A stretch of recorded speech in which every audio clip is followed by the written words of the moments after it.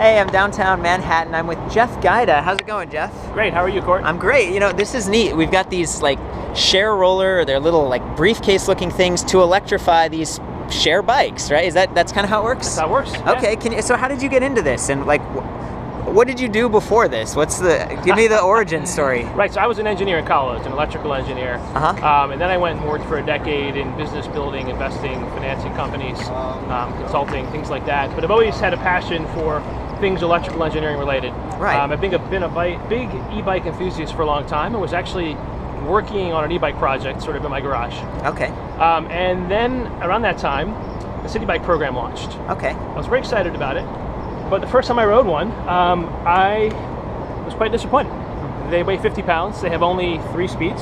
Yeah. And it was quite an effort to go anywhere in this thing. It's more like twice the effort of a regular bike. And I thought, this is a commuting bike. The whole point of this is to go somewhere instead of taking a taxi or the subway. Okay. And if I have to get all sweaty to get there, it kind of defeats the purpose. Yeah, especially it's a beautiful day today. So here, I'm going to cut over. We check this out and show how that works. Okay, so these are the city bikes. We're in New York. Hey, Jeff. Hello. How's it going? So how do you check this out? You have a little key card that comes, if you're an annual member, you get to use these as much as you want for 45 minutes at a time. Cool. You carry this with you, walk up to a bike, stick this in here. The system reads it, processes it. Hopefully it's quick. It can take a while sometimes. There we go. Green light. Pull it out. You're ready to go. And you got 45 minutes? That's right. You can always stop and redock it and pull it out again if you run longer than that. Huh. And you pay like a monthly fee or something? Or It's a yearly fee. It's about $95 a year. 95 bucks a year, and then you can get one of these city bikes. Do you know how much these weigh? Almost 50 pounds. Almost 50 pounds. So that's where it's nice to have a little bit of assistance. They're a bit of a beast. And they only have 3 speeds too, so they're very heavy. Oh yeah, it's like inefficient. internally geared rear hub, Nexus. It's about twice the work of a regular bike in my estimation. Okay, cool. So we got a bike here, and it sounds like you kind of started this, your engineering background. Yes, so I started this a year ago, and I thought, how can I add easily attachable electric power to this bike? Awesome. And I noticed that the way the bike docks to the mounting stations, this triangular metal mount, was almost perfectly set up for a friction drive outrunner configuration over the front wheel. Okay. And so I set about designing one. Can you explain that friction drive and how that works? In the ShareRoller here, which is designed to be compact and portable and easily tucked in a briefcase, you have a motor assembly that swings out and has an outrunner motor with a urethane belt that drives the front tire. Okay, so yeah, this motor it's a little itself grippy. spins. It's grippy. It's actually designed to maximize friction, both in wet and dry conditions. Oh. And you have the tread patterns to evacuate water in the rain, so this works. Smart. Which is hard for friction drive. Friction drive has a challenge in wet conditions.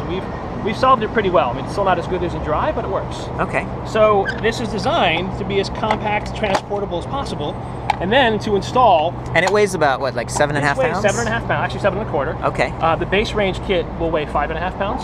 Cool. So this one has 430 watt hours of battery life. Wow. Which will take you well over 20 miles. It has a top speed of 20 miles an hour plus. Okay, so I read the stats on this thing. It's like 750 watt motor on this one. Is that good standard? 750. It's designed to comply with the federal regulations on e-bikes. Oh, okay. Which limit the power to 750 watts. And the unassisted top speed to 20 miles an hour. Okay, and when you talked about the battery on this, so it's lithium ion, like manganese cobalt, or? It's we have 2 different chemistries we're using. Okay. One is NCA and one's NCM, depending upon the battery range. And yeah, those are nickel, cadmium, manganese, cobalt. I'm a chemist, so I get some of these words. No, and you said they're from Tesla, yeah, well, same the supplier. NCA ones are the ones that Tesla uses. The NCM are actually really great too, and they're about the highest density batteries out there that are still safe. We didn't want to use LiPo. Oh yeah. Because LiPo's dangerous. Yeah. So these are very stable. These are 18650 metallic cylindrical cells arranged in custom packs with a battery management circuit board that protects the batteries against overcharging, over-discharging, balances the cells, has short circuit protection. So this is designed to be as safe and reliable as possible. Huh. How long does it take to charge one of these things? These will charge in about 2 hours. Couple hours. Very high current charging. So we have a 7 amp charger for the high capacity battery and a 5 amp for the medium capacity battery. So it'll be 2 hours with either size. 2 hours, 7.5 pounds, 750 watt motor. By the way, the voltage and amp hour on these, so can you? Well, I told you the amp hour, well, the watt hours. The watt hours, like. So they're 30 volt packs. 30 volt pack. Okay, cool. Yeah. So it sounds pretty powerful, like the way it's set up, and this is my first time with a friction drive, so I'm kind of excited to see. No, it's surprisingly powerful. It will accelerate you up a hill. It'll take you over a bridge without really pedaling. Yeah, you got a lot of those around here, so that's a good thing. It's fun, and on a fully charged pack, it will continue to assist you above 20 miles an hour almost to 24. But legally, it won't provide you enough assistance above 20 to accelerate you on its own. Okay. And then I noticed there are the little LED like lights. We have LED headlights. Cool. For illumination and safety. We have a USB power port. Yeah. And again, this is a prototype that's been beaten to destruction, so mind the rough cosmetics. You're testing charge it port, out. Power switch. There's a battery LED indicator, which lets you know how much charge is left in the batteries. It changes colors. Okay. So as simple as possible, but still having all the functionality you need. So we're in the process of volume manufacturing. So we have a number of different firms we're working with. We have a contract manufacturer here domestically that will be doing all of our PCB and assembly work. Cool. Everything's been engineered at the consumer product level, sort of a really refined production version of this kit. These are all prototypes made, as a hobbyist would. Sure. But of course, the consumer versions will be printed circuit boards, custom made for the product. Everything will be waterproof, reliable, bulletproof, compliant with all the certification programs both here and in the US. Got it. Does it cost extra for those little, I know I'm skipping ahead a little bit, but you've got a couple other bikes. So once I designed this for the city bike, and I realized how good it was, I thought, wow, I'd love to use this on my Brompton folding bike. Yeah. Because it's lightweight, it's removable, and with the folding bike especially, the only e-bike kits that are really out there for it are either 20 pounds or are really slow. Right. And so I don't want 20 pounds of dead weight on my bike permanently. Sure. I want something that I can remove if I want to go ride for exercise versus riding to dinner. And you already had that. Like, what are your things priced at, real quick? The kits? Yeah. Okay, so the base range kit is going to be $1,350 at full retail in July, and the extended range will be $1,650. Okay. We may introduce a light kit with even less battery range for more like 11 or 1200. Okay. And you can still get those at a discount by pre-ordering on our website, ShareRoller.com. Awesome. And the mounts will be about $100 a piece, depending upon which mount you're getting, because some of them can be volume manufactured with injection molding, others will be 3D printed. I'm sorry to cut you off. I just, if you've already got a bike, you've already paid a lot probably for your Brompton, and so it's neat that there's an option that doesn't completely change everything and be so permanent. That's right. And those mounts, you said they'd be kind of different price depending on which mount you need. Yeah, so if it's a low volume mount, it's going to be made in a 3D printer, and that's much more expensive to manufacture, so those will be $90 to $100. Okay, there we go. If it's a high volume mount for a bike that has a lot of customers, we can injection mold it, and it'd be more like 40. Well, it's okay, so let's do it. Sure. I want to see this. So you walk into the bike, you unclip the motor, right? So it's locked into place with a spring clip, which is actually, believe it or not, internally molded inside the motor case. Huh. 3D printers can do this. Yeah. You walk up and you slide it onto the bike, okay? And it's custom fit onto that. You bring the motor under, and you just press it into place, and it locks in. Interesting. That looks pretty easy. So now it's clipped into place on the mount here. You can see it's locked onto this metal triangular mount. It's positioned over the tire. Yeah. The motor assembly has a pivoting mechanism that pulls it into the tire more deeply when you accelerate to improve grip. That is a good idea, and it probably backs away to reduce resistance when you're rolling along. Excellent. Really well thought out. Then you have a throttle that you just pull out of here. And we're actually, for the production kits, we'll have a different cabling mechanism for this. It slides over and clips on. This has all been custom designed. That's awesome. Put the throttle button right at your thumb. Look at that. Oh, that's so cool. Oh my gosh. Look, there's more stuff on here. Are you thinking about adding like a little horn or something? A small LED or indicator or display. Something like that. Yeah. This is so awesome. I love the maker mindset kind of going on here. And the way that and there's the USB. I read on your website you could charge 5 iPhones completely. Well, you could charge an iPhone 50 times. Oh, 50 times. Before you exhausted the capacity. 420 watt hours will charge a lot of iPhones. So, we had a blackout here a couple of years back, and if I'd had a ShareRoller, I would have had power for my iPhones and my neighbor's iPhones for weeks. That's awesome. It's almost like the smart grid idea, charge at night, off-peak hours, and then have some resiliency. I love it. I noticed different colors. Are they going to come in different colors? So the production versions will all be black, so we get to high enough volumes to injection mold in different colors. Including the little lights? Those may be different colors. We could do accent colors. It looks kind of... it'll all be black. It's nice. That's kind of professional, I don't want it to be discreet. Right. I think black blends in. Nobody notices what you're carrying. You walk to an office with it, and it's all black. It's not like a smiley face looking at you. Yeah. It's just what is that? People think they don't even know what it is. It could be like a laptop of some sort. Yeah. Sort of computer drive. I love it. Okay, so show me let's spin it and stuff. Once you put it on here, I'll just lift the wheel up here. You push the button. Whoa! Look at that. And that's a dynamo right there, and so that's lighting up the city lights. And you have an infinitely variable throttle, so you can do as little or as much assistance as you want. Huh. And it's just that button right now that kind of like... It's a spring throttle, so you let go, it releases. That's awesome. I mean, I've tested electric bikes, like fully purpose-built electric bikes, where it's like an on-off switch. Right. I don't or like kits. Yeah, so having a variable speed is key for traffic. You're riding around slow moving traffic, you want to be able to meter out the power exactly as needed. And pretty responsive. Do you mind if I like hop on and give this a try? If you want to, the nice thing about the variable throttle as well is that it allows you to pedal only as little or as much as you'd like. So if you want to exercise, you can use the throttle along with pedaling. Or if you're like me, I got like some knee damage, and starting is really the problem. Yeah, so once I'm started, then I can pedal, and that's awesome, man. Brilliant. So New York City has an e-bike quote-unquote ban, but if you read the language, it actually allows for electric bikes that do require human assistance. So the way the language is written, it describes a motorized scooter as some device that can power a rider without the rider's assistance at all. I see. So as a result, we've designed ShareRoller to require you to pedal once or twice from rest. Before it will engage. So how did you do it before? You picked it up, and so it's a prototype, not... It's a prototype, so that software is not turned on right now. I'm going to be extra careful here. Okay, got it. So the real ones, it's like you'll start a little bit, go 2 miles per hour. Once you're going 2 miles an hour, the software will engage the motor. It's like Bionics. They have the same thing in like Canada and Europe. That increases your battery life too, and it's really not hard. You're at a traffic light.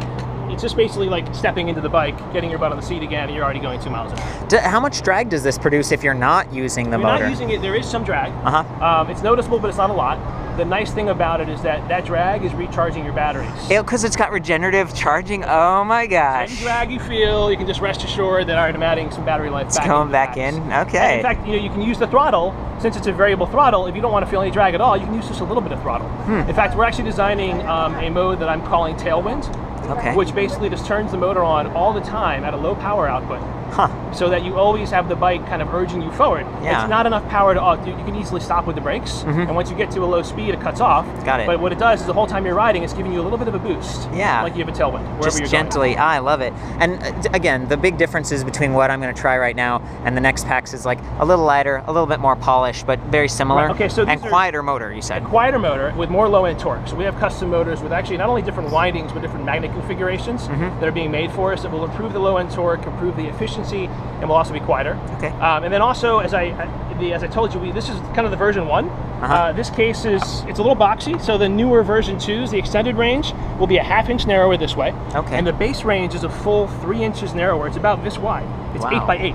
And again, the corners are rounded with very curvy bevels, which aerodynamic. makes it look better. It makes it slide into a bag more easily. It protects it if you bump something, because the corners are prone to crack. Speaking of which, do you have some kind of warranty? Lithium-ion batteries, it's like 1,000 cycles if you take care of it and all that, but like what kind of support are you going to offer? So we're going to have a standard 1-year warranty that's comprehensive. Okay. Thereafter, we've designed all the wearable components, the batteries and the motor, to be user replaceable. Interesting. So, 2 years from now, 3 years from now, depending on how much you're riding it, if you have lost 30% of your battery capacity, we'll sell you new packs that are just plug and play. Remove the old ones, plug the new ones in. And invariably, at that point, the new packs will have more range. Yeah. We've already seen from the higher day energy we launched density. This product, a 25% increase in our base battery cell density, which is what allowed us to make the base range kit only 8 inches wide, because we can use fewer cells for the same range. Okay, and look, when the battery runs out, you can take the old ones to Batteries Plus, they'll recycle it to get maximum range out of your batteries. Discharge it to like 50% the first few times, and then just try to keep it charged, is what I've heard. You don't want to run it all the way to the end. Look, the battery management system will prevent you from over discharging to the point where it damages the battery. But sure, if you sit it out forever, it's gonna. If you run it all the way to the end every time, you'll probably get fewer cycles of use than if you run it halfway down every time, or 3/4 of the way down, and then recharge. And if you haven't used it for a few months or something, the idea is kind of top it off and keep it from slowly trickling out, right? And, depending on how much drain there is on the batteries, you may not have to do that at all. But for a couple months, probably want to charge it every 2 months. I say that because someone might have a place in the city and they leave this in the closet for a year, and it's like, well, it's good to top it off every once in a while. Okay, well, let me hop on this thing and give it a go. Okay, there's the little throttle. Oh boy, on your left.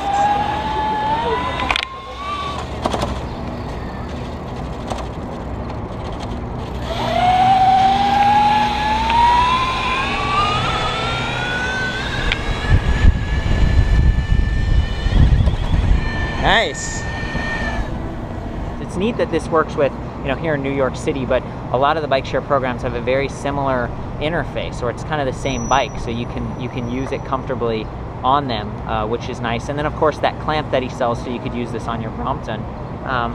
these are heavier bikes, you know, so it's great to get that extra support.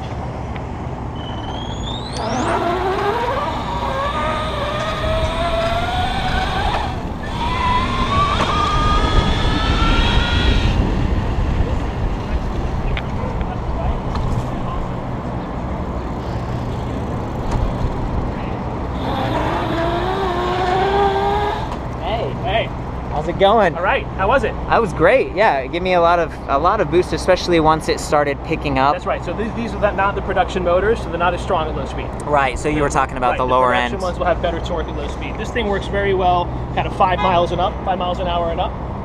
The production ones will work very well from sort of 2.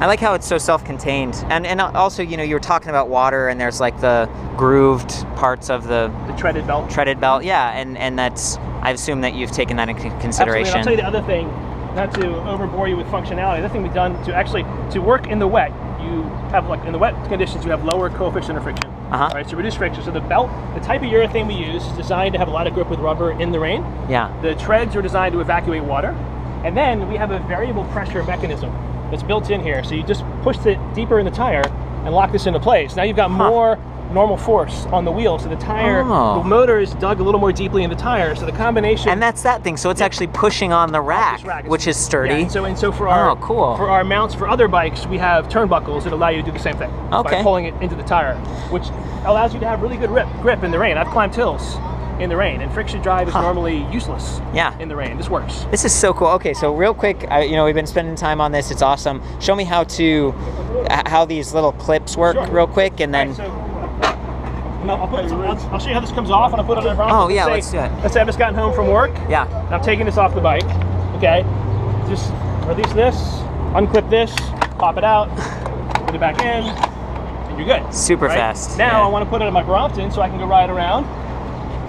Again, you have a mount here that replicates the front end of the city bike. These are the turnbuckles I talked about that adjust the tension of the motor on the tire.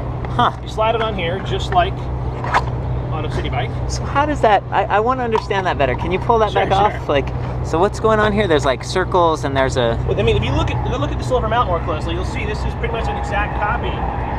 So it like connects to this... The plunger inside the motor assembly here. Oh, that goes on. Goes through here and locks this into place. I see. It also locks it in the case.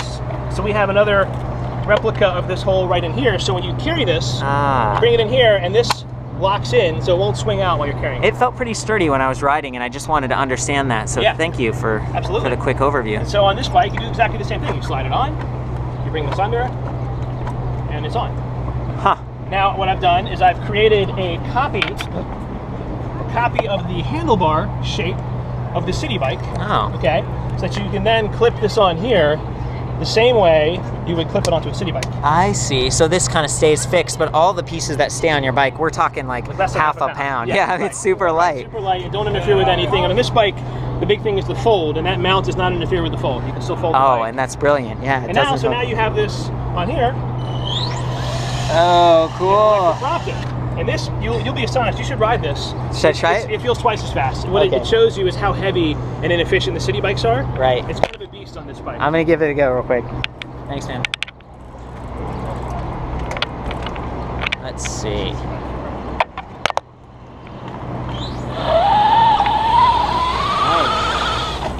Woo.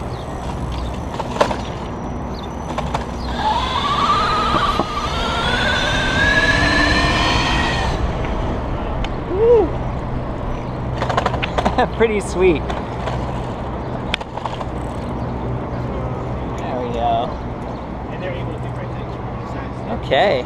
Well, gosh, Jeff, thank you so much for taking the time to kind of hang out and show your creation. I can't wait to see these. You said like July 2014, so we're very close. We're aiming to get first production versions out in July. I would say people that order now should expect August delivery. Okay, because you still have a Kickstarter, guys, too. The Kickstarter, we moved over to a pre-order on our website because our Kickstarter didn't reach our target. We then got investor backing, and all the people that pre-ordered on the Kickstarter came over to our website and pre-ordered there. Well, it's interesting. Like sometimes you get Kickstarters that are like super, super high, and having tried this in person now, it's like I see a huge opportunity, especially in New York where you've got so many of these bikes. I agree. You know what happened? When we launched it, it was the coldest winter ever, and at the same time, City Bike had a lot of press about having financial difficulties. There was speculation that it would close down. So anyone who was looking at buying a $1,000 product with a city bike, put it on hold, right? Because it was really poor timing from a media standpoint. Did that give you motivation to develop these like Brompton kits and stuff? It works really well on other bikes. So we didn't really highlight that much in our Kickstarter. It was really oriented towards the bike share bikes. Yeah. But what I realized is that there are a lot of people who want to use this on lightweight bikes because you can remove it and it doesn't affect your bike when you're not using it. People with folding bikes, with high-end lightweight bikes want this instead of a hub motor or even a mid-drive because it's removable. Thank you for being so transparent. You know, I know everyone wants to be like, we're great, we win every time, but you know, it's like this, I'm glad that you kept this thing going and you know, you're improving it and gosh, it's just, it's sweet, you know? I love ride the scooter? Maybe, I'll try it, yeah. So the variable size of the wheel, does that change the speed? I'd imagine this can't go quite as fast because Really? Because friction drive, the rotational speed of the surface of the motor is your ground speed. I see. So it's not the size of the wheel. Size, this is why I'm not an engineer, so I should have thought of that. Regardless of the wheel size, it's the same speed. There we go. So that's on here. Same thing, right? Yeah. And again, it's super easy, super quick to do it. That plastic thing. Plastic thing up here. Just like clips on. Bring this on. I'm doing this upside down now, so forgive me if I... And there you go. Nice. Now this one here has a low-speed motor on it. Okay. We are going to restrict speeds on scooters to a little bit slower than for bikes because you don't want to go 20 miles an hour on this thing and kill yourself. Right. So 15, 16 miles an hour. This right here will run about 15 miles an hour right now. So how does that work? Is there a speed switch on the pack? But because if you got one ShareRoller, it's probably got to work for all. There's a sensor that knows what mount it's being installed on. Oh. So the kit itself. That's why it looks differently. Oh yeah. So like you know, this one it knows it's a metal mount. The plastic ones will have different triggers built into them. And you thought of everything. I can't even believe that. Yeah, I'm not flattering you here. I've actually like looked at a lot of electric bikes, and this is for like prototypes. You know, there's a lot going on here, and you got it to market. You didn't hit that like classic engineer thing where you design forever. We're almost there, and like it's like a year. You know, it's been a year. It's been a year of a lot of work. I didn't think it would take this long. Had I known how complex it would have become, I might not have done it. So it kind of was good that I was a bit ignorant going in. Yeah, jumped right in. I didn't realize how much effort this would take, but it's become a true commercial enterprise. Okay. Every engineering resource you could possibly imagine I've brought to bear on this. Will you just like shine this on me while I'm riding? That way I don't really... You know where the brake is? It's a fender brake. Oh, weird thing. Yeah. Okay, here we go.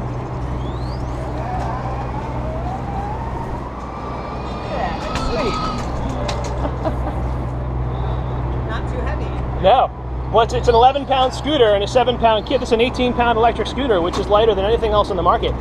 And with 750 watts of power, it's more powerful than most electric scooters in the market too. I have to be fair. So with the scooter, it does change the steering a little bit. It does, the weight. Because you're adding weight. I suppose all of them have like a little bit. You're adding some weight over the front. You're adding some weight. That's pivoting. You get used to it. You know, it's a matter of just... I mean, it's, you know, to be fair, there are front-wheel drive electric bike kits out there. Right, and the hub motor that are similar. So we're talking about even lighter designs as well when you get down to 5 pounds. For the scooter, you would not even need the extended range kit because no one's going to go 20 miles on a scooter. Yeah. So the base range kit that will be 8 inches wide and only 5.5 pounds, you'll notice less of an effect on the steering. Then this is so practical, again, for like the subway or for being around here where there's just so much going on, and a full-size electric bike can be... You can still fold this and still carry it the way you would, even with the motor attached.